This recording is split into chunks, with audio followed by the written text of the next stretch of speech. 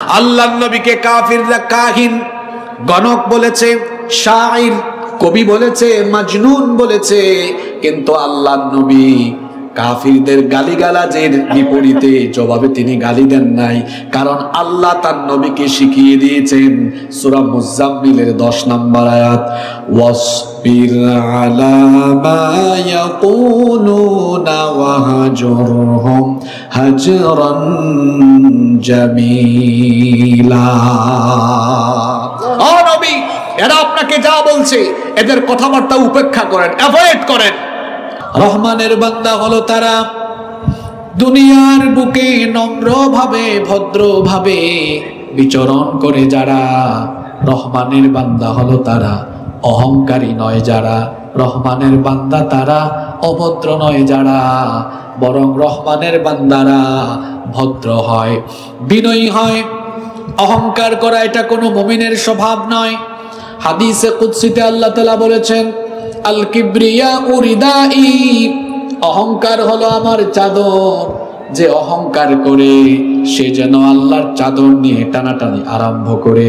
সুতরাং যারা অহংকার করবে তাদেরকে যিনি ভয়াবহ শাস্তির সম্মুখীন করবেন তিনি কে? আল্লাহ। অহংকার করা এটা কোনো মুমিন ব্যক্তির স্বভাব নয়, এটা হলো ইবলিসের স্বভাব। অহংকার করা হলো ফেরাউনের স্বভাব, অহংকার করা হলো নমরুদের স্বভাব। আমাদের সমাজের চারপাশে বহু মানুষ দেখবেন বহু বিষয় নিয়ে অহংকার করে। কেউ বা জ্ঞানের বড়াই করে, জ্ঞানের অহংকার করে, কেউ বা টাকা পয়সার অহংকার করে, কেউ বা আবার ক্ষমতার অহংকার করে। কোনো কিছু নিয়ে অহংকার করা যাবে না, কারণ আমাদের কোনো কিছুর স্টেবিলিটি নেই, স্থায়িত্ব নেই। জ্ঞান তো আল্লাহর নেয়ামত। আল্লাহ যাকে জ্ঞান দিয়েছেন সেই ব্যক্তি যেন জ্ঞান পেয়ে অহংকার না করে, কারণ যিনি আপনাকে জ্ঞান দিয়েছেন সেই জ্ঞানের নেয়ামত কেড়ে নিয়ে আবার আপনাকে পাগল বানিয়ে দিতে পারেন কে? এজন্য জ্ঞান পেয়ে অহংকার করবেন না। আমরা আমাদের ক্ষুদ্র জীবনে কত মানুষকে দেখেছি জ্ঞান পাওয়ার পরে অহংকারী হওয়ার কারণে আল্লাহ তাকে পাগল বানিয়ে দিয়েছেন। এমন মানুষও সমাজে আছে না নাই? এজন্য জ্ঞান পাওয়ার পরে অহংকার করা যাবে না। টাকা আছে পয়সা আছে বলে অহংকার করা যাবে না, কারণ সকাল বেলার টাকাওয়ালাকে, সকাল বেলার ধনীকে বিকেল বেলার রাস্তার ফকির যিনি বানিয়ে দিতে পারেন তিনি কি? আল্লাহ। ক্ষমতা আছে বলে অহংকার করা যাবে না। ক্ষমতা হলো এমন এক জিনিস যেটা এখন আছে, একটু পরে নাও থাকতে পারে। আজকে আছে কালকে হয়তো নাও থাকতে পারে। কিছু মানুষ আছে দেখবেন ক্ষমতা পাওয়ার পরে এত অহংকারী হয়ে উঠে, ক্ষমতার ঠেলায় তার এলাকার মানুষদেরকে মিথ্যা মামলা দিয়ে বাড়িতে থাকতে দেয় না। ক্ষমতার ঠেলায় দেখা যায় তার মতের বিরোধীদেরকে এলাকায় পর্যন্ত আসতে দেয় না, জানাজায় আসতে দেয় না। মিথ্যা মামলা দিয়ে বছরের পর বছর জেলখানায় বন্দি করে রেখেছে। ক্ষমতার ঠেলায়, ক্ষমতার জোরে এত বাহাদুরি করেন, আপনাকে যিনি ক্ষমতা দিয়েছেন সে আল্লাহ আবার ক্ষমতা কেড়ে নিয়ে মানুষের জুতার বাড়ি খাওয়াইয়া ক্ষমতা থেকে নামাতে পারে। সকল ক্ষমতার মালিক যিনি তিনি কে? আল্লাহ যদি চান কোন অসহায় ব্যক্তিকে ক্ষমতায় বসাতে আল্লাহ তাআলা পারবেন কিনা? ইউসুফ আলাইহিস সালামকে তার 10 ভাইরা ষড়যন্ত্র করে চক্রান্ত করে অন্ধকার কুয়ায় ফেলে দিল। তারা ভেবেছিল সাঁতার না জানা আমাদের এই ছোট্ট ইউসুফ এই কুয়ার মধ্যেই মারা যাবে, অথবা কেউ তাকে যদি এখান থেকে উঠায়াও নেয় তাকে নিয়ে চাকর বাকর বানাবে। কিন্তু আল্লাহ তাআলার কি অসীম কুদরত দেখেন, তারা যখন তাদের ভাইকে অন্ধকার কুয়ায় ফেলে দিল, আল্লাহ তাআলা তার কুদরতি ব্যবস্থাপনায় অন্ধকার কুয়া থেকে উঠায়া ইউসুফ আলাইহিস সালামকে নিয়ে মিশরের ক্ষমতার মসনদে বসায়া দিলে। আবার আল্লাহ যদি চান ক্ষমতা থেকে নামাতেও পারেন, যেমন নমরুদ, ফেরাউন, 2 শয়তানকে আল্লাহ জিল্লতির সাথে ক্ষমতা থেকে বিদায় করেছেন। এক শয়তানকে আল্লাহ পানিতে চুবায়া মেরেছেন, আরেকটাকে আল্লাহ ল্যাংড়া মশা দিয়া দুনিয়া থেকে বিদায় করেছেন। কিছু কিছু মানুষ আছে দুনিয়াতে নমরুদের মতো, ফেরাউনের মতো ক্ষমতা থেকে যাওয়ার সময় সম্মানের সাথে যেতে পারে না। ইতিহাসে তারা কুখ্যাত হয়ে থাকে। ইতিহাসে দুই ধরনের মানুষের নাম পাওয়া যায়, বিখ্যাত, কুখ্যাত। ইতিহাসে কিছু মানুষ আছে ইতিহাসের সোনালী পাতায় বিখ্যাত হিসাবে তাদের নাম স্বর্ণাক্ষরে লেখা। আবার কিছু মানুষ আছে যাদের নাম মানুষ ঘৃণার সাথে নেয়। আপনি ক্ষমতা পেয়ে অহংকারী হবেন না, নইলে মারা যাওয়ার পরে মানুষ ইন্না লিল্লাহ না পড়ে আলহামদুলিল্লাহ পড়বে। কিছু মানুষ আছে ক্ষমতায় না থাকলেও ইজ্জত পায়, কিছু মানুষ আছে ক্ষমতায় থেকেও ইজ্জত পায় না। এজন্য আল্লাহ কোরআনে বলেছেন, কুলিল্লাহুম্মা মালিকাল মুলকি তুতিল মুলকা মান তাশাউ ওয়া তানজিউল মুলকা মিম্মান তাশাউ ওয়া তুইজ্জু মান তাশাউ ওয়া তুযিল্লু মান তাশাউ বিয়াদিকাল খায়র ইন্নাকা আলা কুল্লি শাইইন কাদির।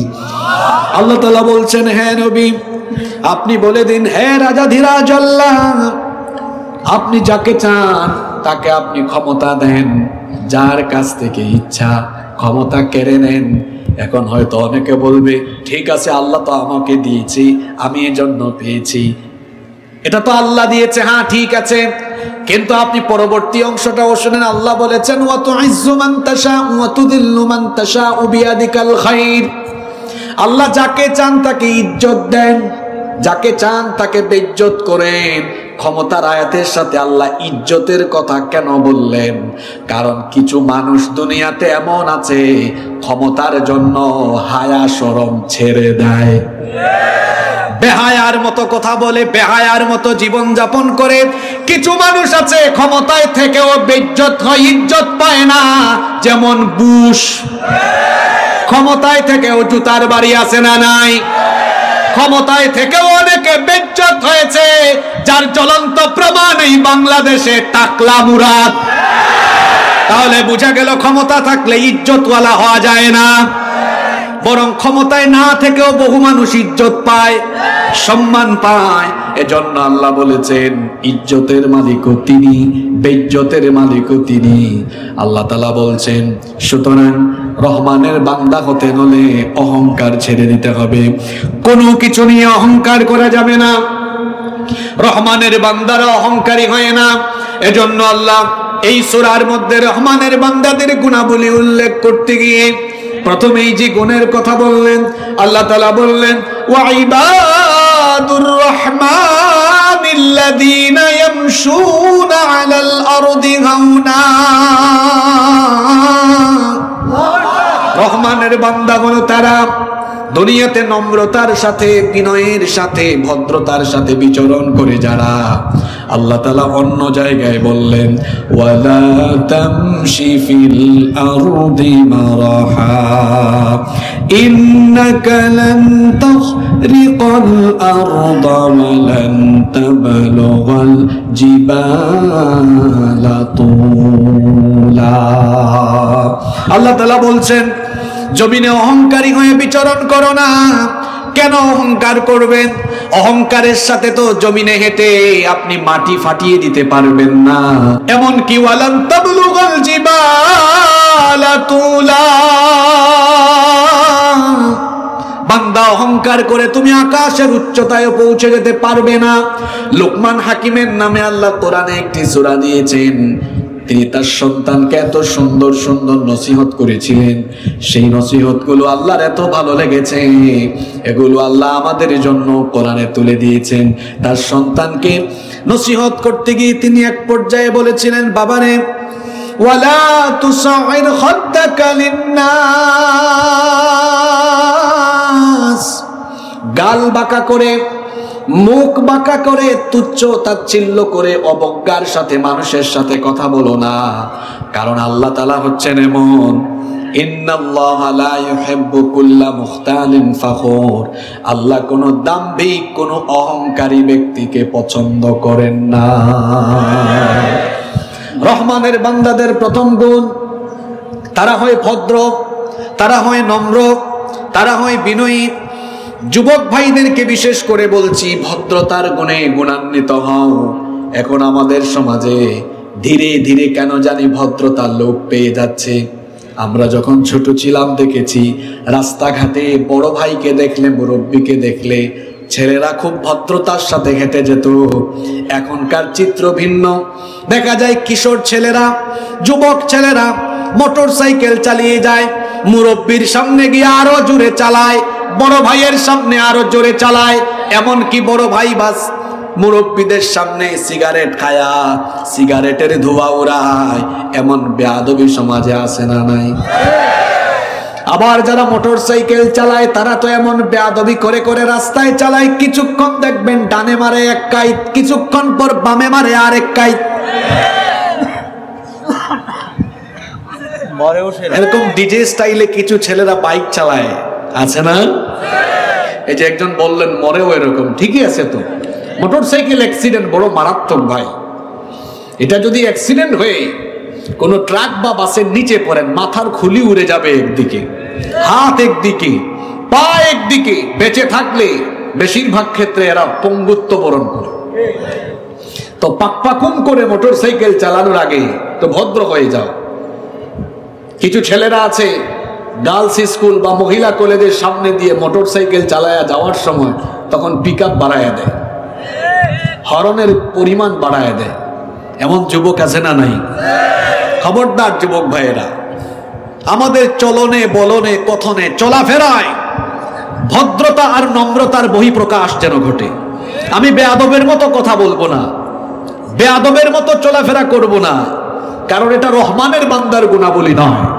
রহমানের বান্দারা ভদ্র হয়, নম্র হয়, মানুষকে সম্মান দেয়। মানুষকে সম্মান দিলে আপনি কখনো খাটো হবেন না। যে ব্যক্তি মানুষকে সম্মান দেয়, আল্লাহ ওই ব্যক্তিকে মানুষের কাছে সম্মানিত বানিয়ে দেন। মান তাওয়াদা লিল্লাহি রাফাআহুল্লাহ, যে ব্যক্তি বিনয়ী হয় আল্লাহ তার সম্মান, আল্লাহ তার মর্যাদা বাড়িয়ে দেন। সুবহানাল্লাহ। তাহলে এক নাম্বার গুণ, রহমানের বান্দারা অভদ্র না ভদ্র, অহংকারী না বিনয়ী? আল্লাহ এই গুণে আমাদের সবাইকে গুণান্বিত করে দাও। এরপরে আল্লাহ বলছেন রহমানের বান্দাদের 2 নাম্বার গুণাবলী হলো, এরা কখনো মন্দের জবাবে মন্দ কিছু বলে না, গালির জবাবে গালি দেয় না, এরা উগ্র হয় না, বরং রহমানের বান্দারা হয় সহনশীল। তারা কারো সাথে তর্ক করে না, জাহিলদের সাথে তর্ক করে সময় কাটায় না, বরং রহমানের বান্দাদের গুণাবলী হলো, আল্লাহ তাআলা বলছেন ওয়া ইদা খাতাবাহুমুল জাহিলুনা ক্বালু সালামা। রহমানের বান্দা হলো তারা জাহেলদেরকে সালাম দেয়। যারা জাহেল মানে এখানে অশিক্ষিত নয়, জাহেল মানে বোঝানো হয়েছে যারা আজে বাজে কাজ নিয়ে পড়ে থাকে, গালিগালাজ, অশ্লীলতা, বেহায়াপনায় ডুবে থাকে, এদেরকে রহমানের বান্দারা অ্যাভয়েড করে চলে। এটা অনেক গুরুত্বপূর্ণ একটি গুণ। এই স্বভাবটা আমাদের অনেকের মধ্যে নেই। আপনাকে কেউ গালি দিলে আপনার স্বভাব হলো একটা দিলে আপনি ফিরাইয়া দেন 3টা। আপনি যদি বাঘারপাড়া বাজারে কারোর সাথে দেখা হয় যে এই লোকটা আপনাকে গালি দিয়েছে, বকা দিয়েছে, এই লোকটা আপনার বদনাম করে, তারে বাঘারপাড়া বাজারে পাইলে বলবেন তোরে পাইছি দাঁড়া, আজকে জনমের মতো তোরে সাইজ করব। এটা তো রহমানের বান্দার গুণাবলী নয়। রহমানের বান্দার গুণ কেমন জানেন? দেখা হয়েছে বাঘারপাড়া বাজারে, ওই ব্যক্তি যে বদনাম করে, যে গালিগালাজ করে, দেখা হওয়ার পরে গালিও দিল না, বকাও দিল না, সালাম দিয়ে বলে ভাইজান চলেন রেস্টুরেন্টে আপনাকে 1 কাপ চা খাও। সুবহানাল্লাহ পড়বেন না? গালির জবাবে কি গালি হয়? মন্দের জবাব ভালো দিয়ে দিতে হয়। আরে সব সময় মানুষকে কথা দিয়ে সাইজ করা যায় না, অনেক সময় ব্যবহার দিয়েও মানুষকে উচিত শিক্ষা দেওয়া যায়। কিভাবে? আপনার বদনাম করে সামনাসামনি দেখা হয়েছে, আপনি সালাম দিবেন, আসেন ভাই চা খান, চায়ের সাথে টাও খাওয়াবেন, বিলটাও আপনি দিবেন। ওই লোক লজ্জায় মাথা নিচু করে চলে যাবে, হায় রে কার বদনাম করি, কারে গালিগালাজ করি, এ তো ফেরেশতার মতো মানুষ, ঠিক কি না? এরকম গুণে গুণান্বিত হওয়া যাবে তো ইনশাআল্লাহ। এই গুণটা তো আমাদের অনেকের মধ্যে নাই। মহিলারা তো আছেন বাহিরে, হয়তো প্যান্ডেলও আছে, এই বদভ্যাসটা মহিলাদের মধ্যে বেশি। কোন মহিলাকে যদি কোনো মহিলা গালি দেয়, হাজবেন্ডকে বলে তুমি একটু দাঁড়াও তো, তার বাড়ি থেকে তারে কুপায় আস। অস্ত্র দিয়া কুপাবে না, মুখ দিয়া কুপাবে। আসলে মুখ, এই জবান হলো এমন জিনিস, লাঠি দিয়েও মানুষকে এত জখম করা যায় না, মুখ দিয়ে মানুষকে যত জখম করা যায়। হৃদয়কে ক্ষতবিক্ষত করা যায় এই জবান দিয়ে। আর এই জবান হলো পাপের, গুনাহের সবচেয়ে বড় ইন্ডাস্ট্রি। গুনাহের সবচেয়ে বড় ইন্ডাস্ট্রি কি? মুখ। এটা আমি বলি নাই তো, বলেছেন মুহাম্মাদুর রাসূলুল্লাহ সাল্লাল্লাহু আলাইহি ওয়াসাল্লাম। কেমনে এটা পাপের ইন্ডাস্ট্রি? কারণ এই জবান দিয়ে পৃথিবীতে গুনাহ হয় বেশি। মিথ্যা বলে মানুষ কি দিয়ে? জবান দিয়ে। গীবত করে কি দিয়ে? জবান দিয়ে। চুগলখুরি করে কি দিয়ে? মিথ্যা সাক্ষী দেওয়ার সময় দেয় কি দিয়ে? আবার ইসলামের বিরুদ্ধে বক্তব্য দেওয়ার সময় কি দিয়ে? হুজুরদেরকে জঙ্গিবাদী মৌলবাদী বলে কি দিয়ে? জিনিস কয়টা? একটা। এজন্য নবীজি বলেছেন এই জবানের অপব্যবহারকারীদেরকে কিয়ামতের দিন উল্টায়া উপর করে টেনে হিচড়ে জাহান্নামে ফেলা হবে। আর জবানের হেফাজতকারীরা কিয়ামতের দিন নবীজির সুপারিশ পাবে। সুবহানাল্লাহ। সুতরাং এই জবানকে অপব্যবহার করবেন না। আপনাকে গালি দিয়েছে, আপনি গালি দিবেন না। দেখা হলে সালাম দিবেন।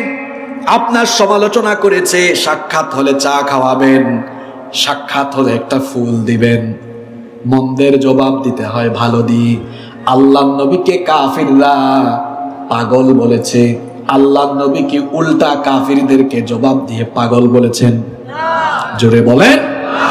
আল্লাহর নবীকে কাফিররা কাহিন, গণক বলেছে, শাইর, কবি বলেছে, মাজনুন বলেছে। কিন্তু আল্লাহর নবী কাফিরদের গালিগালাজের বিপরীতে জবাবে তিনি গালি দেন নাই। কারণ আল্লাহ তার নবীকে শিখিয়ে দিয়েছেন সূরা মুজাম্মিলের 10 নম্বর আয়াত, ওয়াসবির আলা মা ইয়াকুলুনা ওয়াহজুরহুম হাজরান জামিলা। ও নবী, এরা আপনাকে যা বলছে এদের কথাবার্তা উপেক্ষা করেন, অ্যাভয়েড করেন, ধৈর্য ধারণ করেন, সহনশীল হন। গালির জবাবে গালি দেওয়া এটা মুমিনের স্বভাব নয়।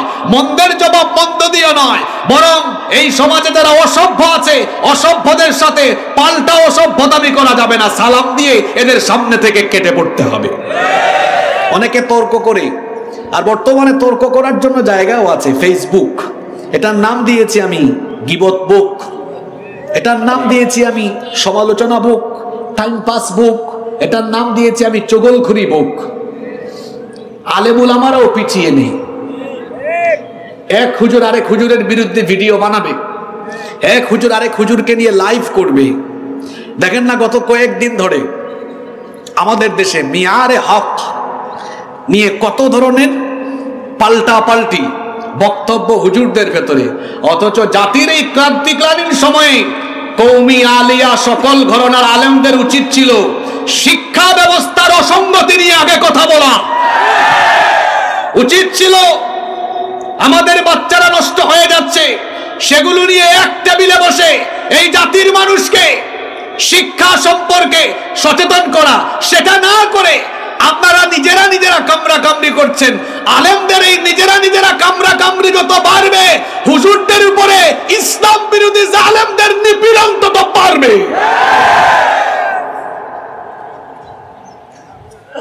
হওয়া দরকার ছিল কি আর হচ্ছে কি, আল্লাহ তাআলা আমাদেরকে বুঝার তৌফিক দান করেন। এই জবানকে হেফাজত করেন। জবান দিয়ে পৃথিবী জয় করা যায়, অস্ত্র দিয়ে মানুষকে কন্ট্রোল করা যায় না। কিন্তু সুন্দর ভাষা দিয়ে মানুষের মন জয় করে নেওয়া যায়। এই যে এখানে হাজার হাজার মানুষ আছে, লাঠি দিয়া পিটায়া মানুষকে সাইজ করতে পারবেন না, কিন্তু যদি আপনি মুখ থেকে সুন্দর সম্বোধন করেন, সুন্দর ভাষা দিয়ে মানুষকে নীরব করে দেওয়া যাবে। এজন্য এই জবানের সঠিক ব্যবহার করতে হবে। এই জবান দিয়ে আপনি তর্ক বিতর্ক করবেন না। জাহিলদের সাথে মন্দের জবাবে মন্দ নয়, গালির জবাবে গালি নয়। রহমানের বান্দার গুণ কেমন হবে? আল্লাহ বললেন, ওয়া ইযা খাতাবাহুমুল জাহিলুনা ক্বালু সালামা। রহমানের বান্দা তো তারা জাহেলদেরকে অ্যাভয়েড করে সালাম দেয় যারা। সুবহানাল্লাহ পড়েন। আল্লাহ এই গুণে আমাদেরকে গুণান্বিত করে দাও। আপনাদের কষ্ট হচ্ছে না তো? নাম্বার 3, রহমানের বান্দাদের 3 নম্বর গুণাবলী। দিন তো গেল নম্রতার সাথে, ভদ্রতার সাথে, সহনশীল হয়ে। সন্ধ্যা হয়ে গেল, রাত হয়ে গেল। রহমানের বান্দারা রাতের বেলা কি করবে? আমাদের অনেক ভাইয়েরা আছেন রাতের বেলা আড্ডা দিয়ে রাত কাটায় দেয়। অনেকে আছে ক্যাসিনোতে গিয়ে, মদের বারে গিয়ে, জুয়ার আসরে গিয়ে, গাজার আসরে গিয়ে রাত পাস করে দেয়। রহমানের বান্দারা গাজার আসরে গিয়ে, নাচের আসরে গিয়ে, গান বাজনার আসরে গিয়ে রাত কাটায় না। আর্জেন্টিনা ব্রাজিলের খেলা দেখে রহমানের বান্দারা রাত কাটায় না। রিয়াল মাদ্রিদ বার্সেলোনার খেলা দেখে দেখে রহমানের বান্দারা রাত কাটায় না। তাহলে রহমানের বান্দারা রাত কেমনে কাটায়?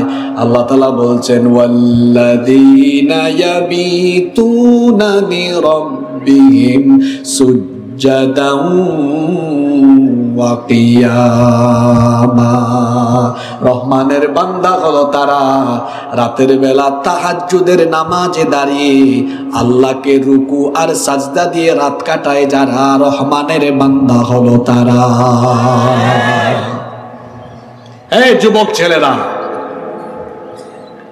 সারা রাত পাস করে দাও ফেসবুক আর ইউটিউবে সময় কাটিয়ে কাটিয়ে,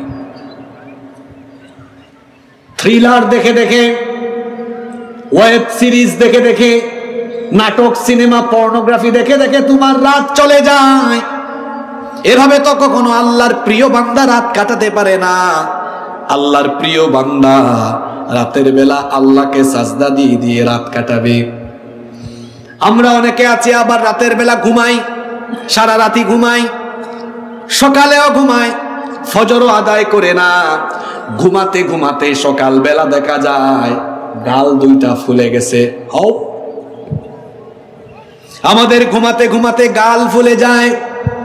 আর আল্লাহর নবী, আখিরি নবী, আমাদের প্রিয় নবী রাহমাতাল লিল আলামিন মুহাম্মাদুর রাসূলুল্লাহ পড়েন সাল্লাল্লাহু আলাইহি ওয়াসাল্লাম, রাতের বেলা দাঁড়িয়ে থাকতে থাকতে তার পা ফুলে, আর আমাদের ঘুমাতে ঘুমাতে গাল ফুলে।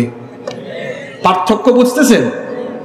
আমাদের মা আম্মা জানা আয়েশা রাদিয়াল্লাহু আনহা বলেছেন, কানা ইয়াকুমু মিনাল লাইলি হাত্তা তানফাতারা কদামা। আল্লাহর নবী রাতের বেলা এত দীর্ঘ সময় তাহাজ্জুদের নামাজে দাঁড়িয়ে থাকতেন, দাঁড়াতে দাঁড়াতে আল্লাহর নবীর পা ফুলে যেত। নবীজি রাতের বেলা খুব কম সময় ঘুমাতেন, দীর্ঘ রাত, রাতের একটা বিরাট অংশ তিনি তাহাজ্জুদের নামাজে দাঁড়িয়ে দাঁড়িয়ে পা মুবারক তার ফুলে যেত, এমন অবস্থা হতো। আর আমাদের শরীর ফুলে, গাল ফুলে, কেউ মোবাইল নিয়ে, কেউ সিনেমা নিয়ে, কেউ খেলাধুলা নিয়ে, কেউ তামাশা নিয়ে রাত কাটায়। রহমানের বান্দারা এমন করে রাত কাটায় না, বরং আল্লাহ তাআলা বলছেন, তাতাজাফা জুনুবুহুম আনিল মাদাজি'i ইয়াদউনা রাব্বাহুম খাওফান ওয়া তামাআন। রহমানের বান্দা হলো তারা রাতের বেলা বিছানা থেকে পিঠ আলাদা করে দেয় যারা, আল্লাহর আযাবের ভয়ে আশার সাথে যারা আল্লাহকে ডাকতে থাকে। অন্য আয়াতে আল্লাহ বলেছেন, কানু কলিলাম মিনাল লাইলি মা ইয়াহজাউন। রহমানের বান্দা হলো তারা রাতের বেলা কম ঘুমায় যারা, ওয়াবিল আসহারি হুম ইস্তাগফিরুন। ইস্তেগফার করে করে রাত কাটিয়ে দেয় যারা, আমাদের তো তাহাজ্জুদের নামাজ দূরে থাক, ফজরের আমাদের তো 5 ওয়াক্ত ফরজ নামাজও অনেকের ঠিক নাই, আজান হয় নামাজে যায় না। ইসলামের সবচেয়ে বড় ইবাদতের নাম হলো নামাজ। ইসলামের সবচেয়ে বড় ইবাদত হলো, আস্তে বলবেন না, জোরে বলেন, সবচেয়ে বড় ইবাদত হলো। আপনি যেন আল্লাহকে প্রতিদিন সাজদা দিয়ে আল্লাহ প্রিয় বান্দা, আল্লাহর নৈকট্যশীল বান্দা হতে পারেন। এজন্য আল্লাহ 5 ওয়াক্ত নামাজ আপনার জন্য ফরজ করেছেন, কিন্তু আপনি আল্লাহকে সাজদা দেন না। ইবলিস আল্লাহকে সাজদা দেয় নাই কয়টা? একটা। এতগুলো মানুষ আপনারা জবাব তো বড় আস্তে করে হলো, সবাই বলবেন প্রশ্নটা খুবই গুরুত্বপূর্ণ। ইবলিস আল্লাহকে সাজদা দেয় নাই কয়টা? মাত্র। জোরে, আরো জোরে, সবাই বলেন। একটা না দিয়ে কি হয়েছে? সে ইবলিস আল্লাহকে একটা সাজদা দেয় নাই, না দিয়ে তার পরিণতি কি হয়েছে? কোরআন থেকে শুনুন। কোরআনুল কারীমের 2 নম্বর সূরা সূরাতুল বাকারা এর 34 নম্বর আয়াতে আল্লাহ তাআলা বলছেন, ওয়া ইয কুলনা লিল মালাইকাতি ইসজুদু লি আদামা ফাসাজাদু ইল্লা ইবলিস। আর স্মরণ করো যখন ফেরেশতাদেরকে বলা হলো তোমরা আদমকে সাজদা দাও, ইবলিস ছাড়া সকল ফেরেশতারা আদমকে সাজদা দিল। ইবলিস সাজদা না দিয়ে কি হলো? আল্লাহ তাআলা বলছেন আবা ওয়াস্তাকবারা ওয়া কানা মিনাল কাফিরিন। অস্বীকার করায় সে অহংকারী হলো, অহংকারী হওয়ার কারণে সে কাফির হলো। ইবলিস একটা সাজদা না দিয়ে জান্নাত থেকে বিতাড়িত হয়েছে।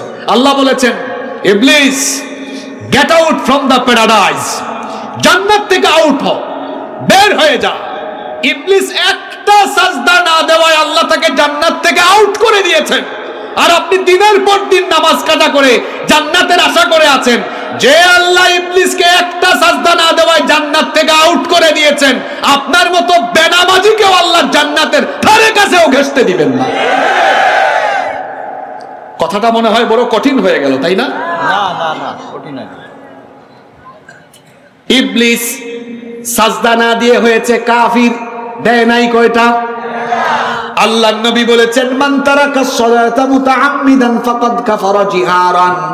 যে ব্যক্তি ইচ্ছে করে নামাজ ছেড়ে দিল, সে সরাসরি আল্লাহর সাথে কুফরি করলো। কার সাথে কুফরি? 5 ওয়াক্ত 5 বার গেলাম না, আল্লাহর সাথে কুফরি করলাম কয়বার? অনেকে আছে কয় হুজুর আমি নামাজ ব্যস্ততা বেশি, ঠিকঠাক মতো পড়তে পারি না, কিন্তু আমার ইমান ঠিক আছে। ব্যাককল, তোর ইমান থাকলেই না ইমান ঠিক থাকবে, তোর তো ইমানই নাই, ঠিক কেমনে থাকে রে পাগল? তোর ইমানই তো নাই, তোর থাকলে না ঠিক থাকবে, তো যেটা নাই ওটা ঠিক থাকে কেমনে? আল্লাহর নবী বলেছেন যার মধ্যে নামাজ নাই তার মধ্যে ইমানই। তোর তো ইমান নাই, তোর ইমান থাকলে না ঠিক থাকবে। যে ব্যক্তি নামাজ আদায় করে না, 5 ওয়াক্ত আল্লাহকে সাজদা দেয় না, আসমানের নিচে জমিনের উপরে সে হলো সবচেয়ে বড় অহংকারী। কথাগুলো খুব কঠিন মনে হচ্ছে, কিন্তু এটাই বাস্তব। সত্য কথা একটু তিতা হয়। মুয়াজ্জিন সাহেব বলেছেন হাইয়া আলাস সালাহ, নামাজের জন্য আসো। আর আমি নামাজের জন্য গেলাম না, এটা জন্য আল্লাহকে বুড়ো আঙ্গুল দেখাইলাম। আমার কাজ বড়, তোমার হুকুমের চেয়ে আমার কাজ আরো বড়। মহাব্যস্ত মানুষ আমি, আমার অফিস আছে, আমার ব্যবসা আছে, আমার কাজ আছে। আর আল্লাহ বলেছেন যখন আজানের সময় হয়েছে, নামাজের সময় হয়েছে, সব বন্ধ, নামাজে দৌড়াও। আর আমি বললাম না, আমার কাজ আগে, নামাজ পড়ে। রাগ করবেন না আপনারা, এখানে তো সাপ্তাহিক অনেক মুসল্লি আছে যারা শুধু জুমার দিনে যায়। একদিনে নামাজ হলো 5 ওয়াক্ত, এক জুমা থেকে আরেক জুমা, এক সপ্তাহে নামাজ হলো 35 ওয়াক্ত। এখন 35 ওয়াক্তের মধ্যে গেল কই ওয়াক্ত? গেল না কই ওয়াক্ত? এখন বলেন তো এই লোকটা শয়তানকে খুশি করেছে কয়বার? আল্লাহকে খুশি করেছে কয়বার? যে ব্যক্তি এক সপ্তাহের 35 ওয়াক্ত নামাজের ভিতরে একবার আল্লাহকে খুশি করেছে আর 34 বার শয়তানকে খুশি করেছে। চেহারা সুরতে সে মানুষের জাত হলেও এটা আসলে বাস্তবিক অর্থে হলো শয়তানের খাঁটি গোলাম। আর কেমনে বললে আপনি বুঝবেন এই কথাগুলো ব্রেইনে হিট করে না নাকি শয়তান মাথায় পেশাব করেছে? এই কথাগুলো শোনার পরেও নামাজ যদি কাজা করেন তো বোঝা যাবে মাথায় মগজে শয়তান পেশাব করে দিয়েছে। ফজরের আজান হয়, ঘুমিয়ে থাকে, নামাজে যায় না। এই যে ঘুমিয়ে আছে, আহারে বান্দা, জোহরের নামাজের আগে জানাজার নামাজ হওয়ার সম্ভাবনা আছে না নাই? কেমন করে ঘুমাও তুমি, কেমন করে ঘুমাও তুমি, ফজর করে কাজা, এমন তো হতে পারে জোহরে জানাজা।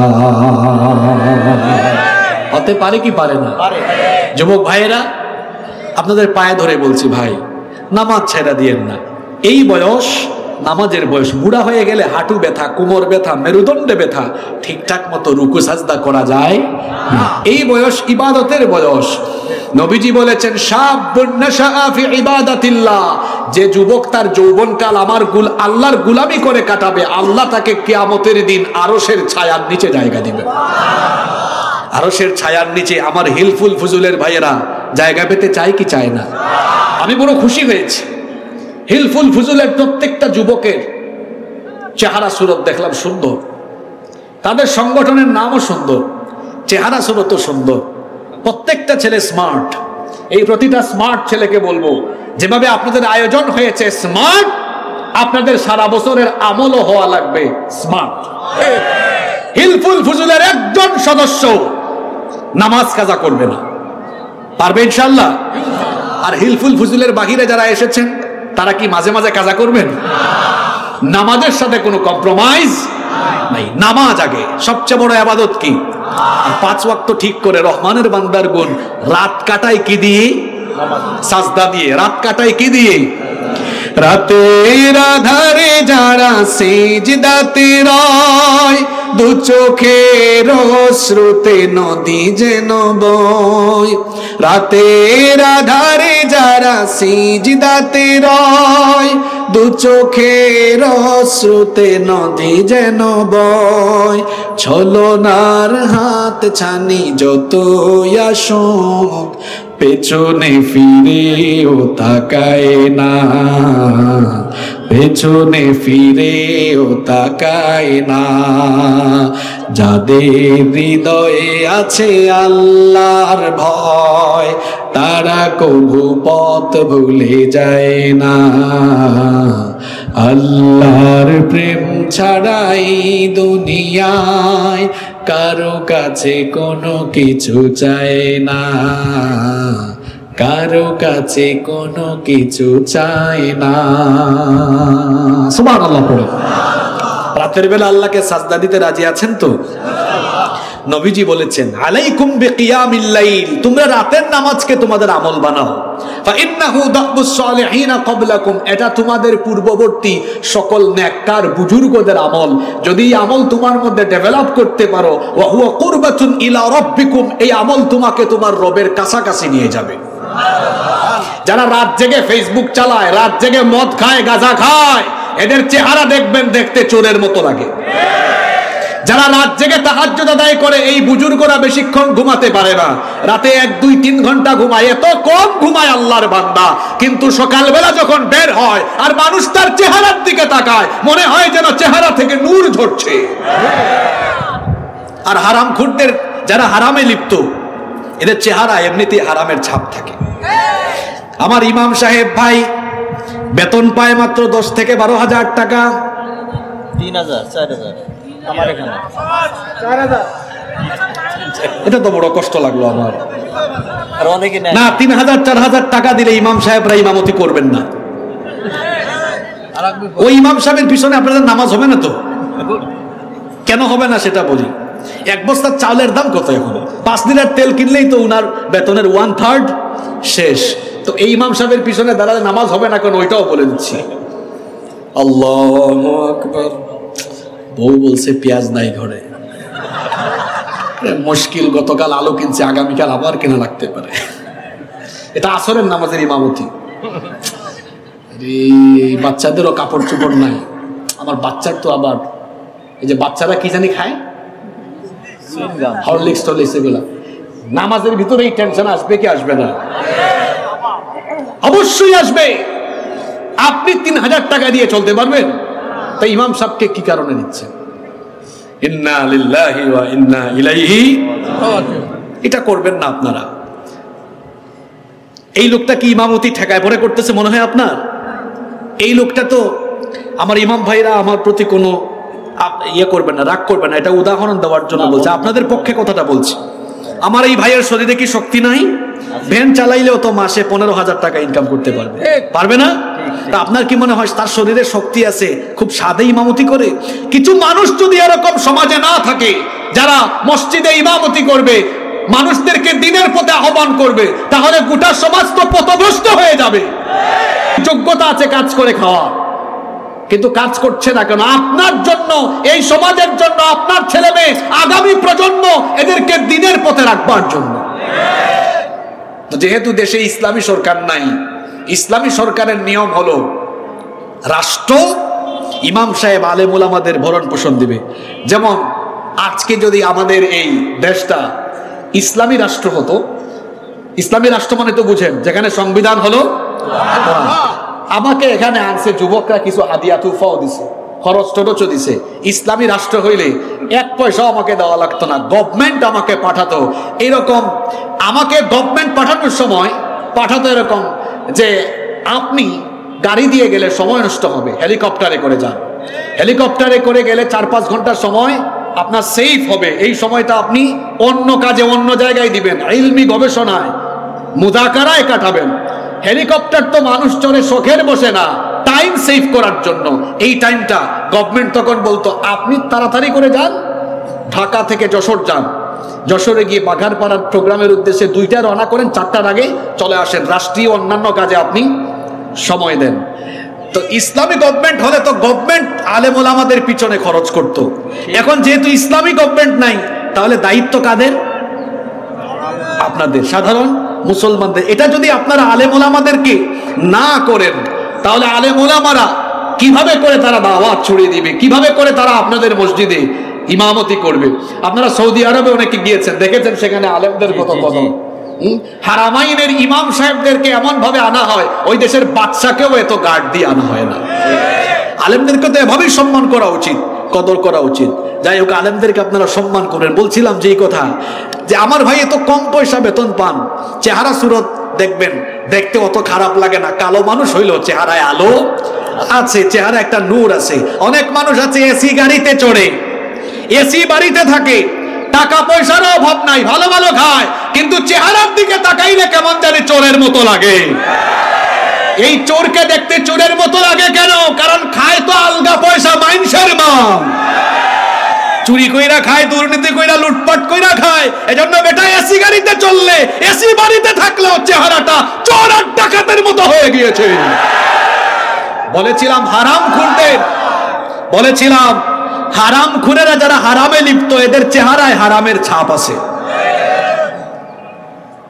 বলছিলাম বুজুর্গদের আমলের কথা, তাহাজ্জুদের নামাজ, রাতে কম ঘুমায়, কিন্তু চেহারার দিকে তাকাইলে বুঝাও যায় না।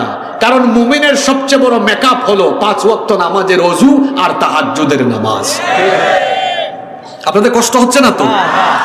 নাম্বার 4, রহমানের বান্দাদের 4 নাম্বার গুণাবলী হলো এই যে এত ইবাদত বন্দেগী তারা করে, ইবাদত করেও তারা অহংকারী হয় না। কারণ আমাদের সমাজে কিছু মানুষ আছে ইবাদত করে, ইবাদত গুজারি অনেক ব্যক্তি অহংকারী হয়। সে মনে করে আমি তো 5 ওয়াক্ত নামাজি, তাহাজ্জুদ গুজারি, আমি তো হাজী সাহেব, হজও করেছি, রমজানের রোজাও রাখি, যাকাত দিই, আমার জান্নাত কে ঠেকায়? এমন একটা ভাবসাব নেই মনে করে জান্নাত একেবারে পেয়ে গিয়েছে। ইবাদত করে যেন অহংকার মনে না আসে। এজন্য রহমানের বান্দাদের গুণাবলী উল্লেখ করতে গিয়ে আল্লাহ বলেছেন, রহমানের বান্দারা এত ইবাদত গুজার বান্দা হয়েও ইবাদত দিয়ে জান্নাতের আশা করে না, বরং ইবাদতের পাশাপাশি আল্লাহর দয়া তারা কামনা করে। কারণ আল্লাহর দয়া ছাড়া জাহান্নাম থেকে বাঁচার কোনো উপায়। এজন্য রহমানের বান্দারা ইবাদত গুজারি হওয়ার পাশাপাশি জাহান্নাম থেকে বাঁচার জন্য আল্লাহর কাছে দোয়া করে।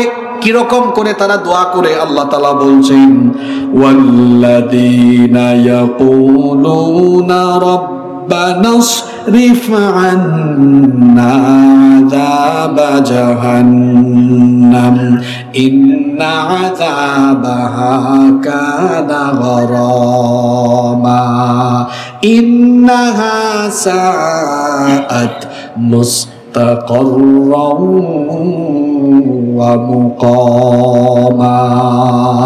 আল্লাহ তাআলা বলছেন, রহমানের বান্দা হলো তারা ইবাদতের পাশাপাশি আল্লাহ তাআলার কাছে জাহান্নাম থেকে বাঁচার জন্য দোয়া করে যারা, তারা বলে, হে আল্লাহ, জাহান্নামের এই সর্বনাশা সর্বগ্রাসী আযাব থেকে আমাদেরকে বাঁচাও। কারণ এই জাহান্নাম হলো অবস্থানস্থল, আর আবাসস্থল হিসাবে অত্যন্ত নিকৃষ্ট। তাহলে রহমানের বান্দারা আল্লাহর জাহান্নাম থেকে বাঁচার জন্য 4 নম্বর যে গুণ তারা আল্লাহর কাছে দোয়া করে, 5 নম্বর গুণ হলো রহমানের বান্দারা কৃপণ হয় না, কিপটামি করে না, আবার তারা অপব্যয় করে না।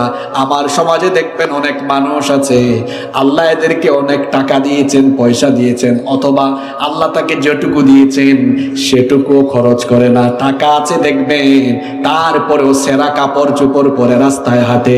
এমন কিপটা মানুষ আমাদের সমাজে কম বেশি আছে না নাই? টাকা পয়সা আছে, খায় না, একটু ভালো খায় না, জমায় রাখে। মনে রাখবেন, যারা টাকা পয়সা জমায় রেখে শরীরকে কষ্ট দেয়, শেষ বয়সে এই জমানো টাকা পয়সা আবার স্বাস্থ্য রক্ষার জন্য খরচ করতে হবে। এজন্য স্বাস্থ্য নষ্ট করার আগে স্বাস্থ্যের প্রতি যত্নবান হতে হবে। আবার রহমানের বান্দারা টাকা পয়সা আছে বলেই মদের আসরে, গাজার আসরে, ইয়াবার আসরে, নাচের আসরে, গানের আসরে খারাপ পথে গিয়ে অপব্যয় করে না। তাহলে রহমানের বান্দারা কিপটামিও করে না, অপব্যয়ও করে না। তাহলে তারা কি করে? তারা মধ্যম পন্থা অবলম্বন করে। এজন্য আল্লাহ বলেছেন, ওয়াল্লাযীনা ইযা আনফাকু লাম ইউসরিফু ওয়া লাম ইয়াকতুরু ওয়া কানা বাইনা যালিকা কওয়ামা। রহমানের বান্দা হলো তারা কৃপণতা এবং অপব্যয়ের নীতি অবলম্বন করে না যারা, বরং রহমানের বান্দা হলো তারা ওয়া কানা বাইনা যালিকা কওয়ামা, মধ্যম পন্থা অবলম্বন করে যারা, যারা দানের হাত গুটিয়ে নেয় না, অর্থাৎ আল্লাহ যেটুকু দিয়েছেন নিজের আর নিজের প্রয়োজনে খরচ করার পরে বাকিটুকু তারা আল্লাহর দ্বীনের পথে খরচ করে দেয়, আল্লাহর পথে খরচ করে, অর্থাৎ দানশীল হয়ে যায়।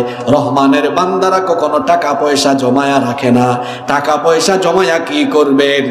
বাঘার পাড়ার কোনো মানুষ কি টাকা পয়সা নিয়ে কবরে যেতে পেরেছে নাকি? ওই যমুনা গ্রুপের মালিক মারা গেল করোনার সময়ে, কত টাকা সম্পদ সেও নিজেও জানে না। এই যে আপনাদের যশোরের আকিজ গ্রুপের এমডি মোমিনুদ্দিন সাহেব করোনায় আক্রান্ত হয়ে মারা গেলেন, চিনেন না আপনারা? আমাকে খুব মহব্বত করতেন, মারা যাওয়ার 2 দিন আগেও আমাকে ফোন করেছেন হসপিটালে থেকে।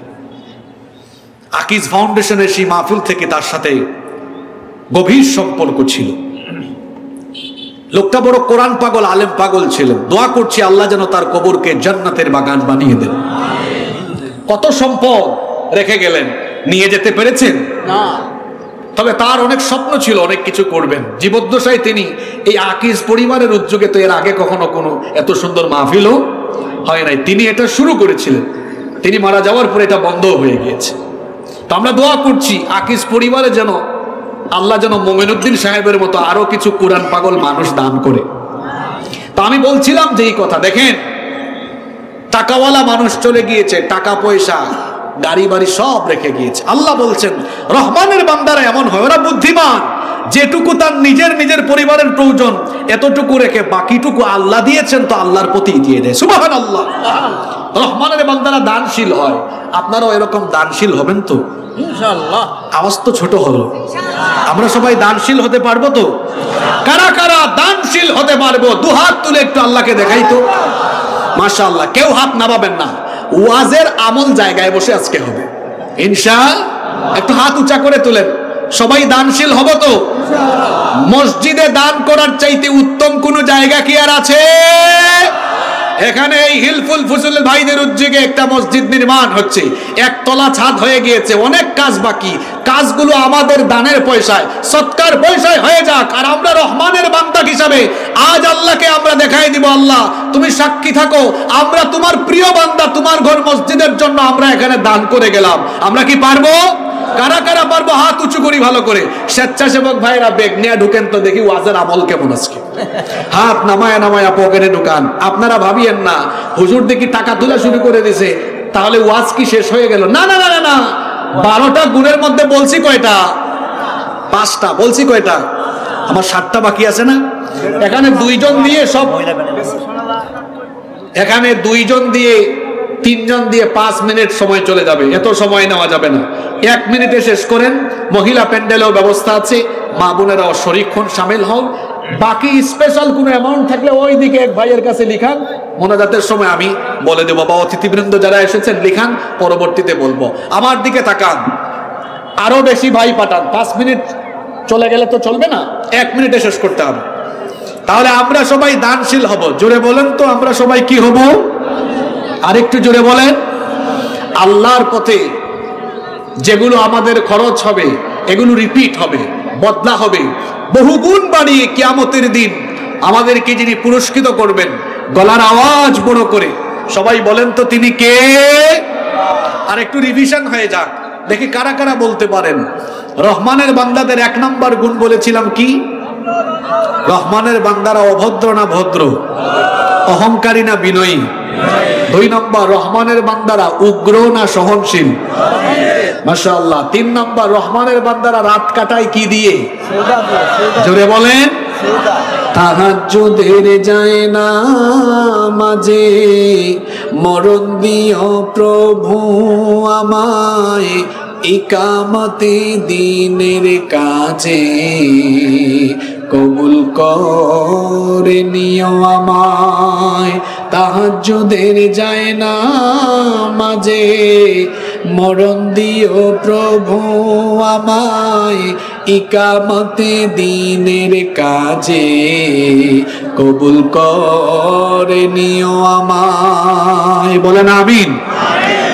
আপনাদেরকে এত সুন্দর করে বুঝিয়ে বলার পরেও বুঝলেন না।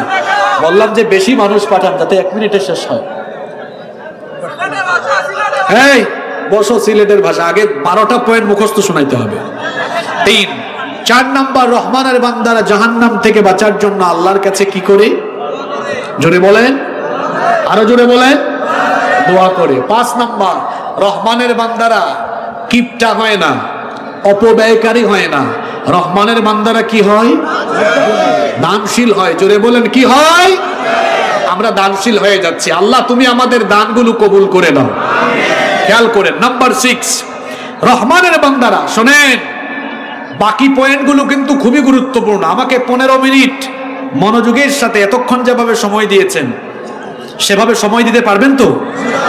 পারা যাবে তো? নাম্বার 6, 6 নম্বর, রহমানের বান্দা হলো তারা আল্লাহর সাথে শিরক করে না যারা।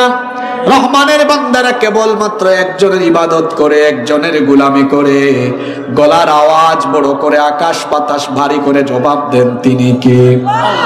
এজন্য আল্লাহ তাআলা বলছেন ওয়াল্লাযীনা লা ইয়াদউনা মা'আল্লাহি ইলাহান আখার। রহমানের বান্দা হলো তারা আল্লাহ ছাড়া অন্য কাউকে ডাকে না যারা। রহমানের বান্দারা সুদিনেও আল্লাহকে ডাকে, দুর্দিনেও আল্লাহকে ডাকে, দুঃখের সময়ও বলে আল্লাহ, সুখের সময়ও বলে আল্লাহ, ভালো সময়ও ডাকে আল্লাহ, জীবনের খারাপ সময়ও বলে আল্লাহ, সুস্থতার সময়ও বলে আল্লাহ, অসুস্থতার সময়ও বলে আল্লাহ। অর্থাৎ রহমানের বান্দারা জীবনের সকল ক্ষেত্রে সব সময়ে যাকে তারা ডাক দেয় জুড়ে বলেন তিনি কে। সন্তান দরকার, রহমানের বান্দারা রহমানের কাছেই চায়। চাকরি বাকরিতে বরকত দরকার, আল্লাহর কাছে চায়। অসুস্থ তখনও আল্লাহর কাছে শিফা চায়। এই যে কিছুদিন আগে আপনারা দেখেছেন চট্টগ্রামের এক জাহেল কিছু ছেলেদেরকে নিয়ে এসএসসি পরীক্ষার্থী মাজারের সামনে মাইজবান্ডার শরীফে গিয়ে সেখানে সে মাজারে গিয়ে বলতেছে, ও বাজান, এই ছেলেগুলা পরীক্ষা দিবে, এদেরকে পাশ করায়া দেন, নাউজুবিল্লাহ। এই ভিডিওটা কে কে দেখছেন? হাত তুলেন তো। মাশাআল্লাহ, অনেকে দেখেছেন, হাত নামান। বলেন তো, মাজারে কোন মুর্দা পীরের কাছে অথবা কোন জীবিত পীরের কাছে গিয়ে কোনো কিছু চাওয়া যাবে? জোরে বলেন, চাওয়া যাবে? চাইতে হবে কার কাছে? আরো জেলে বলেন, কার কাছে? মাজারে চাওয়া যাবে না। এই যে আমার বাড়ি তো সিলেটে, শাহজালাল রহমতুল্লাহ আলাইহির এলাকার মানুষ আমি। শাহজালাল রহমতুল্লাহ আলাই, শাহপরান রহমতুল্লাহ আলাই সহ সিলেটে 360 আউলিয়া এসেছেন। এই যে খুলনার বাগেরহাটে খান জাহান আলী রহমতুল্লাহ আলাই এসেছেন। এই এলাকাকে তারা আবাদ করেছেন। আল্লাহর ওলি আউলিয়ারা এসে মানুষকে কখনো শিরকের কথা বলেন নাই, বরং বর্তমান সমাজে, বর্তমান দেশে কিছু মানুষ আছে যারা মাজারকে বাজার বানিয়ে ব্যবসার কেন্দ্রে পরিণত করে মানুষের ঈমান ধ্বংস করছে। এদের সাথে আমাদের কোনো সম্পর্ক। আমি একবার ঢুকে গেছিলাম খান জাহান আলী রহমতুল্লাহ আলাইহির মাজারে, বাগেরহাটে মাহফিল করছি।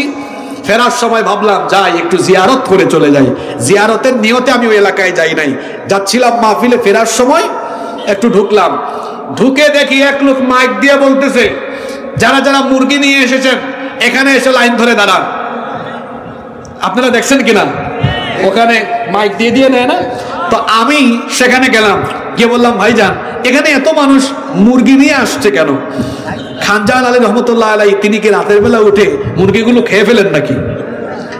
ফাইজলামি করেন কেন? কোত্থেকে আসছেন আপনি? তিনি আসবেন কেন? মাজারের তো অনেক খাদিম আছে, তারা খায়।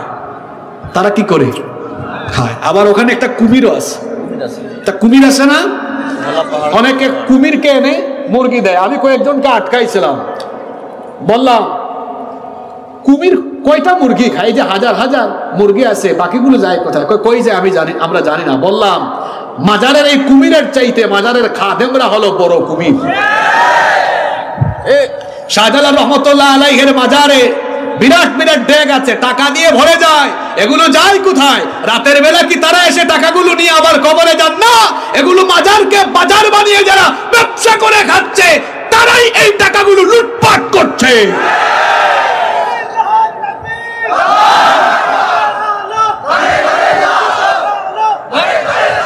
সুতরাং মুসলমানদেরকে বুঝতে হবে আল্লাহর ওলিদের সাথে আমাদের কোনো দুশ্মনী। আমরা আল্লাহর ওলিদেরকে ভালোবাসি, কিন্তু মাজারকে বাজার বানিয়ে যারা ব্যবসা করে এদের সাথে আমাদের কোনো সম্পর্ক। কষ্ট হচ্ছে আপনাদের? শেষ করে ফেলতেছি, আপনারা শুনেন। শেষের দিকের পয়েন্টগুলো খুবই গুরুত্বপূর্ণ। নাম্বার 7, মনোযোগ আছে তো? শেষ ভালো যা, আর শেষের পয়েন্টগুলাই হচ্ছে খুব সাংঘাতিক, গুরুত্বপূর্ণ বেশি। মনোযোগ আছে তো? কারো কারো ঝিমানি আসলে চলেন, ঝিমানিটা আমরা একটা তাকবীর দিয়ে একদম শেষ করে দিই। এমন জুড়ে তাকবীর দিব যাতে আকাশ বাতাস কেঁপে ওঠে। নারে তাকবীর, জোরে বলবেন, নারে তাকবীর, নারে তাকবীর। আল কোরআনের আলম, ঘরে ঘরে চালম। একটা চাঙ্গা চাঙ্গা ভাব আসছে না? জি জি। এখন এই পয়েন্টগুলো ভালো মতো যাবে ইনশাআল্লাহ। ভালো করে শুনেন। 7 নাম্বার, রহমানের বান্দারা খুনি হয় না, এরা মানুষের প্রাণ কেড়ে নেয় না, বরং মানুষের জীবন বাঁচায়। এজন্য আল্লাহ তাআলা বলছেন, ولا يقتلون النفس التي حرم الله إلا بالحق রহমানের বান্দা হলো তারা অন্যায়ভাবে নিরপরাধ মানুষকে হত্যা করে না যারা, অন্যায়ভাবে মানুষ খুন করে না যারা, অন্যায়ভাবে নিরপরাধীকে অপরাধী বানিয়ে হত্যা করে ফেলার নজির এখন বর্তমান দুনিয়াতে নাই। হ্যাঁ, এই দুনিয়াতে বহু জালেম আমাদের আশেপাশে আছে যারা নিরপরাধীকে অপরাধী বানিয়ে এই দুনিয়া থেকে বিদায় করে দিয়েছে। রহমানের বান্দারা কখনো মানুষ খুন করে না, মানুষকে মেরে ফেলে না। আহারে, আজ আপনি অন্যায়ভাবে মানুষ হত্যা করছেন। ইসলামে একজন মানুষের জীবনের মূল্য কত বেশি। আল্লাহ তাআলা কোরআনে কারিমে বলেছেন, মান কাতালা নাফসান বিগাইরি নাফসিন আও ফাসাদিন ফিল আরদি ফাকান্নামা কাতালান নাস জামিআ। যে ব্যক্তি অন্যায়ভাবে একজন মানুষকে হত্যা করলো, সে যেন সারা দুনিয়ার সকল মানুষকে হত্যা করে ফেললো। ওয়ামান আহইয়াহা ফাকান্নামা আহইয়ান নাস জামিআ। যে একজন মানুষের জীবন বাঁচালো, সে যেন গোটা দুনিয়ার মানুষের জীবন বাঁচিয়ে দিল। তাহলে যারা একজন মানুষকে খুন করে হত্যা করে, তারা গোটা দুনিয়ার মানুষকে খুন করার সমান অপরাধী। আহারে, আজ দুনিয়ার বুকে কত জালিম আছে, নিরপরাধীকে অপরাধী বানায় শেষ করে দিচ্ছে। এই পৃথিবীতে বহু আলেমকেও শুধুমাত্র কোরআন সুন্নাহ প্রচারের কারণে নিরপরাধীকে অপরাধী বানিয়ে জালিমের গোষ্ঠী দুনিয়া থেকে বিদায় করে দিয়েছে। আহা, কিয়ামতের দিন আল্লাহ বিচার করবে। দুনিয়াতে বহু খুনের বিচার, বহু রক্তের বিচার হয় নাই, কিন্তু হবে, একদিন হবে। আর সেখানে কোনো প্রেসার ক্রিয়েট করে রায় পাল্টানো যাবে না, জোর করে কাউকে অপরাধী বানানো যাবে না। ন্যায় বিচার হবে, ইনসাফ কায়েম হবে। সেদিন আদালতের বিচারপতি যিনি, জোরে বলেন তিনি কি? সেদিন কি আমরা সবাই হাসরের মাঠে থাকবো না? আমাদের সবার হিসাব নেওয়া হবে। মানুষের হিসাব নেওয়া হবে, দুইটা বিষয়ের হিসাব নেওয়া হবে, একটা আল্লাহর হক আর একটা বান্দার হক। আল্লাহর হকের বিচার আল্লাহ আরম্ভ করবেন নামাজ দিয়ে, আর বান্দার হকের বিচার আরম্ভ হবে অন্যায়, রক্তপাত, আর যারা অন্যায় ভাবে মানুষ খুন করে হাত রক্তে রঞ্জিত করেছে, সেই বিচার আল্লাহ আগে করবেন। বিচার হয় নাই তো কি হয়েছে? কিয়ামতের দিন তো বিচার হবেই। কত মানুষকে মিথ্যা মামলা দিয়ে দুনিয়া থেকে শেষ করে দেওয়া হয়েছে, সেই বিচারগুলো কি হবে না? গাড়ি পুরাইছে একজন, মামলা খাইছে আরেকজন, এগুলো নাই তো? আর পৃথিবীতে জালিমের গোষ্ঠী আছে যারা আলেম উলামাদেরকে জনবিচ্ছিন্ন করার জন্য সব সময় প্রচেষ্টা অব্যাহত রেখেছে। এখানে এত মানুষ এসেছেন দিনের বেলা, কাউকে কি পয়সা দেওয়া হয়েছে? কোরআনের সমাবেশে মানুষ নিজের পয়সা খরচ করে বহু দূর দূরান্ত থেকে আসে। আর বহু সামাজিক রাজনৈতিক সমাবেশে জন প্রতি 1500-2000 টাকা, জন প্রতি টি শার্ট, মহিলাদেরকে শাড়ি, জিলাপি, বিরিয়ানি দিয়েও এনে কিছুক্ষণ রাখা যায় না, দৌড় মারে লুকাইয়া। এদেশের আলেমদের কথা মানুষ শুনতে চায়। আলেম উলামাদের বক্তব্য শুনে যখন যুবকদের মধ্যে পরিবর্তন আসতে শুরু হয়েছে, এদেশের মানুষের মধ্যে দ্বীনি চেতনাবোধ জাগ্রত হয়েছে, তখন এক শ্রেণীর ইসলাম বিরোধী গোষ্ঠী টার্গেট করে করে জনপ্রিয় আলেমদেরকে চারিত্রিক অপবাদ দিয়েছে। এই কারণে দিয়েছে যাতে করে সেই আলেমদেরকে জনগণ থেকে দূরে রাখা যায়, কিন্তু সেই চেষ্টা সফল হয় নাই। আলেমদেরকে অপবাদ দিয়ে যারা জনবিচ্ছিন্ন করতে চেয়েছে, তারা নিজেরাই জনবিচ্ছিন্ন হয়ে পড়েছে। যে আলেমদেরকে দুর্নাম রটানো হয়েছে, দেখা গিয়েছে এরা জীবিত থাকলেও এদের কাছে মানুষকে আটকায় রাখা যায় না। মানুষ যাচ্ছে মারা যাওয়ার পরও বাধা দিও, তাও এদের জানাজায় মানুষ আটকায় রাখা যায় না। মানুষ এদেরকে ভালোবাসে আল্লাহর কোরআনের জন্য। রহমানের বান্দারা খুনি হয় না। যত খুনে আপনার হাত রঞ্জিত, যত রক্তে রঞ্জিত হয়েছে, প্রত্যেকটা খুনের বদলা কিয়ামতের দিন যিনি নেবেন, জোরে বলেন তিনি কে? আমরা খুনি হব না, আমরা রহমানের বান্দা, আমরা মানুষের রক্ত ঝরাবো না, আমরা কখনো মানুষের উপর অন্যায় করব না, জুলুম করব না, আমরা মানুষকে সম্মান করব। পারবো তো? নাম্বার 8 নাম্বার, রহমানের বান্দারা জিনা করে না, জিনার ধারে কাছেও যায় না। এজন্য আল্লাহ তাআলা বলছেন ওয়ালা ইয়াজনুনা ওয়া মান ইয়াফআল যালিকা আলকা আসামা। রহমানের বান্দারা জিনা করে না, জিনার ধারে কাছেও যায় না। আমার যুবক ভাইদেরকে বলছি, বিবাহ বহির্ভূত হারাম রিলেশনে জড়াবেন না। ছাত্র যারা আছো, যারা পড়াশোনা করো, এই ছাত্র বয়সে নারীর ফিতনায় পড়ো না, তোমার কেরিয়ার ধ্বংস হয়ে যাবে, সুন্দর জীবনটা তোমার নষ্ট হয়ে যাবে। ছাত্র জীবনে যারা নারীর ফিতনায় পড়েছে, এদের কেরিয়ার, এদের জীবন ধ্বংস হয়ে গিয়েছে। আমার ছাত্র ভাইদেরকে, যুবক ভাইদেরকে বলবো, তুমি কেন এই ছাত্র জীবনে মেয়েদের পিছনে ঘুরঘুর করবা? তোমার এই বয়স তো হলো পড়াশোনার বয়স, গবেষণার বয়স। পড়াশোনায় মনোযোগী হও, পড়াশোনা গবেষণায় মনোযোগী হও, আর আজান হলে নামাজে যাও, নামাজি হও। তোমার কেরিয়ার যদি সুন্দর হয় আর চরিত্র যদি ভালো হয়, তুমি মেয়ের পিছে ঘুরঘুর করা লাগবে না। দেখবা বাঘারপাড়া আর যশোরের সুন্দরী সুন্দরী মেয়ের বাপ তোমার কাছে মেয়ে বিয়ে দেওয়ার জন্য তোমার পিছে ঘুরঘুর ঘুরঘুর ঘুরঘুর করবে। কিরে যুবকরা কথা বলো, আবিয়া ইত্তা মিসকিনরা যারা বিয়ে করো নাই, তোমরা কি লুচ্চা ইতর বদমাশের মতো মেয়েদের পিছনে ঘুরবা, না নিজেকে এমন যোগ্যতায় নিবা যাতে করে মেয়ের বাপরা ঘুরে? ঘুরবা না ঘুরাবা? হ্যাঁ যুবক ছেলেরা কথা বলা, যারা বিয়ে করো নাই, ঘুরবা না ঘুরাবা? হ্যাঁ, আর তাড়াতাড়ি বিয়ে করে ফেলতে হবে। যারা 30 বছরে বিয়ে করে, 25-30 বছর বয়সে বিয়ে করে, এরা লাইফ এনজয় করতে পারবে না। কেন পারবে না? এই দাঁড়াও, তোমাদের পক্ষে আমি। যারা বেশি বয়সে বিয়ে করে, মনে করেন 30-এ বিয়ে করলো, তার বয়স যখন 50, 55, 60 হবে, চুলদারি সাদা, হাতে লাঠি নিবে, তখন তার ছেলে মেয়ে বড় হবে, বিবাহের যোগ্য হবে।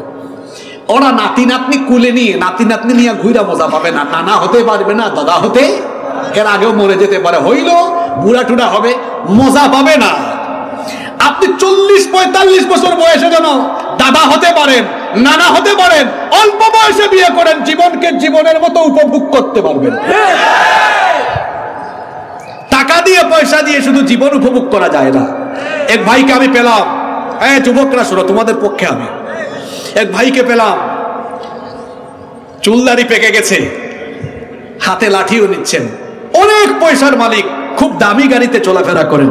দেখা হলো, বললাম ভাইজান কেমন আছেন? ভালো আছি। শরীর কেমন? ভালো আছি আলহামদুলিল্লাহ। আচ্ছা। ওই লোক বললেন, ভাই একটা কথা আপনাকে শেয়ার করি। অনেক কথাবার্তা হয়েছে, এক পর্যায়ে বললেন, আমার সবই আছে দেখেন, কিন্তু আমার ছেলে মেয়েগুলো এখনো ছোট রয়ে গেছে, জানি না মরার আগে এদের বিয়ে শাদী দেখতে পারবো কিনা, নাতি নাতনির মুখ দেখতে পারবো কিনা। আমার টাকা আছে, পয়সা আছে, কিন্তু নাতি নাতনি কুলে নিলে যে একটা মজা লাগে, আর নাতি নাতনি বুকের উপরে পেশাব করলে, পায়খানা করলে যে একটা আনন্দ লাগে, ওই আনন্দটা তো আমি পাচ্ছি না। ওইটা টাকা দিয়ে পাওয়া যায়? জোরে বলেন, টাকা দিয়ে পাওয়া যায়? জীবনকে জীবনের মতো উপভোগ করতে চাইলে ছেলেরা মেয়েরা তাড়াতাড়ি বিয়ে দিতে হবে। তাড়াতাড়ি বিয়ে দিলে এদের চরিত্রও ভালো থাকবে। আর তোমরা যে ঠিক ঠিক কইলা, তোমাদেরও তো দোষ আছে, তোমরা অত অকর্মার ঢেকি, তো তোমাদের মা বাপ তোমাদেরকে বিয়ে করাবে কেমনে? তোমরা চাকরির আশা করে বসে আছো কেন? তুমি উদ্যোক্তা হও, যে কোনো কাজ এখন থেকে আরম্ভ করে দাও, টিউশনি করাও।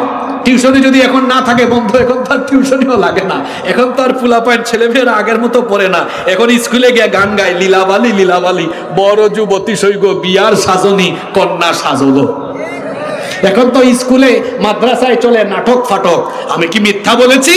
আপনার বাচ্চার বই হাতে নিয়ে দেখেন, ঢোল তবলা সারেগামা পাধানিসা, নাচ গান নাটক ফাটকে বই এখন ভরা। ফুচকা ফুচকা পুলা মাইয়ারা পাইকা গেছে কেমনে? 6-7-এ সব বুঝে। কেন বুঝে?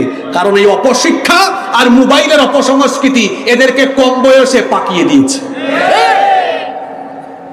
বলছিলাম তাড়াতাড়ি বিবাহের ব্যবস্থা করুন। বিবাহ সহজ হয়ে গেলে সমাজে জিনা কমে যাবে। আমাদের দেশের ছেলেরা ভালো, এরা জিনা করতে চায় না, এরা বিয়ে করতে চায়। মোহরানা চাপিয়ে দেওয়া যাবে না, বিবাহের খরচ কমিয়ে দিতে হবে, যৌতুক বন্ধ করতে হবে, যাতে করে মেয়ের বাপ তার মেয়েকে সহজেই বিয়ে দিতে পারে। যৌতুক দেওয়া এবং নেওয়া, কুত্তার পায়খানা খাওয়া, শুকর খাওয়া যেমন হারাম, যৌতুক দেওয়া নেওয়াও হারাম। যৌতুকের সাথে মুসলমানের কোনো সম্পর্ক। সামনে 13-14 দিন পরে রমজান মাস আসতেছে। আমাদের সমাজের কিছু ধনী ভিক্ষুক বের হবে, উঁচু মাপের ভিক্ষুক, যারা বসে থাকবে শ্বশুর বাড়ি থেকে কিংবা মেয়ের বাড়ি থেকে ইফতারি আসবে। আপনাদের যশোরে মনে হয় এগুলা কম, আমার বাড়ি সিলেটে, আমার সিলেটে এগুলো অনেক বেশি। কুরবানির সময় আসলে বসে থাকে, দেখি তো বিআই সাহেবের বাড়ি থেকে, মানে মেয়ের বাড়ি থেকে গরুর রান বা গরু ছাগল আসে কিনা। না আসলে আবার মেয়ের উপরে মানসিক শারীরিক নির্যাতন করে। যারা মেয়ের বাড়ি থেকে জোর জবরদস্তি করে এভাবে আদায় করে, এরা হলো সমাজের নিকৃষ্ট শ্রেণীর ইতর আর ভিক্ষুক। যুবক ছেলেদেরকে সিদ্ধান্ত নিতে হবে, সমাজ থেকে এই যৌতুক, সমাজ থেকে এই সকল অপসংস্কৃতি দূর করতে হলে যুবকদেরকে এগিয়ে আসতে হবে। আল্লাহ আমাদেরকে বুঝার তৌফিক দেন। আজানের সময় হয়ে গেছে মনে না, শুরু হয়ে গেছে না? তাহলে আপনারা শর্ট করে ফেলছি, 2-3 মিনিটে শেষ হবে। সিলেটি মাতলে আপনারা বুঝতে নাই, হিবাই দিয়ে গেল আপনি একটা গজল বলতে পারছি নামাজের সময়, আমি খেয়াল করিনি, একটু শর্ট করি আমরা। নাম্বার 9 নম্বর, রহমানের বান্দারা মিথ্যা সাক্ষ্য দেয়। ওয়াল্লাযীনা লা ইয়াশহাদুনাজ যুর, রহমানের বান্দা হলো তারা মিথ্যা সাক্ষী দেয় না। যারা এখন আমার সমাজে মিথ্যা সাক্ষী একদম নাই, আছে নাই মানে মিথ্যা সাক্ষী দিতে দিতে দিতে দিতে কোরআনের বড় বড় খাদেমদের বিরুদ্ধে মিথ্যা সাক্ষ্য দিয়ে তাদেরকে শেষ করে ফেলেছে। মিথ্যা সাক্ষ্য সমাজে বাতিলকে, অন্যায়কে প্রতিষ্ঠিত করে। মিথ্যা সাক্ষ্য দেওয়া যাবে না, মিথ্যা মামলাও দেওয়া যাবে না, মিথ্যা কথাও বলা যাবে না, মিথ্যা সাক্ষ্য দেওয়া যাবে না। মিথ্যার সাথে আমাদের কোনো সম্পর্ক। 11 নম্বর হলো, 10 নম্বর হলো রহমানের বান্দারা অহেতুক কোনো কথা বলে না, আজে বাজে কথা বলে সময় নষ্ট করে না, আজে বাজে কোনো কাজে জড়ায় না। ওয়া ইদা মাররু বিল্লাগবি মাররু কিরামা, অনর্থক আজে বাজে কথা বা কাজ চলছে এমন জায়গা দিয়ে গেলে উপেক্ষা করে চলে যায়। 11 নম্বর হলো রহমানের বান্দারা কোরআন শুনে এমন ভাবে হেদায়েতের নিয়তে অন্ধ বা বধির হয় না। আল্লাহ তাআলা বলছেন, ওয়াল্লাযীনা ইযা যুক্কিরু বিআয়াতি রাব্বিহিম লাম ইয়াখিরু আলাইহা সুম্মান ওয়া উমিয়ানা, এদেরকে যখন কোরআনের আয়াত দিয়ে উপদেশ দেওয়া হয় অন্ধ আর বধিরের মতো আচরণ করে না।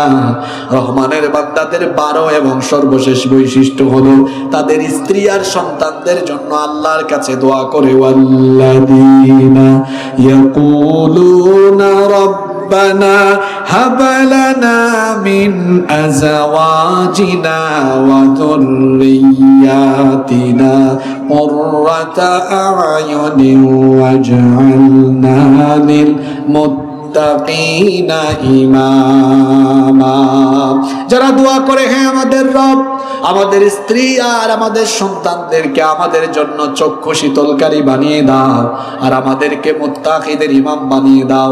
এই যে 12টা গুণের কথা বলা হলো, এই 12টা গুণ যারা অর্জন করবে তাদের জন্য কি হবে? এবার আল্লাহ তাআলা তাদের জন্য সুসংবাদ দিয়ে বলছেন, এই 12টি গুণে গুণান্বিত হবে যারা, উলাইকা ইউজজাউনাল গুরফাতা বিমা সাবারু ওয়া ইউলাক্কাউনা ফিহা তাহিয়াতাও ওয়া সালামা খালিদিনা ফিহা হাসুনাত মুস্তাকাররাও ওয়া মুকামা। সূরা ফুরকানের শেষের দিকে লম্বা একটা আলোচনা হলো। এখানে 12টা গুণ আল্লাহ বলেছেন। এই 12টা গুণে গুণান্বিত হবে যারা, আল্লাহ সুসংবাদ দিচ্ছেন, ওয়াদা করছেন। আল্লাহ বলছেন জান্নাতের চিরস্থায়ী বাসিন্দা হয়ে জান্নাতের সুউচ্চ প্রাসাদে চিরকালের জন্য অবস্থান করবে তারা। কয়টা গুণের কথা বলেছি? এই 12টা গুণ এক নিঃশ্বাসে কে বলতে পারবেন? এক নিঃশ্বাসে, একবারে। কেউ নাই? কেউ নাই? আচ্ছা, এক নিঃশ্বাসে লাগবে না, কে বলতে পারবেন যে 12টা গুণ বলা হয়েছে? কারো সাহস নাই এখানে? আচ্ছা বসেন, আপনি একটু ভয় পাচ্ছেন, হয়তো পারেন, আমি বুঝছি। আসলে আমরা সবাই বলি, 1 নাম্বার রহমানের বান্দারা অভদ্র না ভদ্র, অহংকারী না বিনয়ী, 2 নাম্বার উগ্র না সহনশীল, 3 নাম্বার রাত কাটায় কি দিয়ে, 4 নাম্বার জাহান্নাম থেকে বাঁচার জন্য কি করে?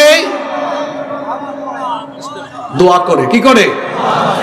5 নাম্বার রহমানের বান্দারা কিপটা না দানশীল, 6 নাম্বার রহমানের বান্দারা আল্লাহ ছাড়া কাউকে ডাকে, 7 নাম্বার রহমানের বান্দারা অন্যায় ভাবে মানুষ খুন করে না, হত্যা করে না, 8 নাম্বার রহমানের বান্দারা জিনা করে না, 9 নাম্বার রহমানের বান্দারা মিথ্যা সাক্ষী দেয়, 10 নাম্বার রহমানের বান্দারা অনর্থক কথা বলে, 11 নাম্বার রহমানের বান্দারা এই কোরআন বধির ভয়ে শুনে না, হেদায়াতের নিয়তে কোরআন শুনে, 12 নম্বর স্ত্রী সন্তানের জন্য রহমানের বান্দারা কার কাছে দোয়া করে? এই 12টা গুণে গুণান্বিত হবে যারা, আল্লাহর জান্নাত পাবে তারা। আল্লাহ আমাদেরকে এই 12টি গুণে গুণান্বিত হওয়ার তৌফিক দান করেন, আমরা বলি আমিন। আলোর পথে 24 24 ঘন্টা শুধু ইসলাম প্রচার।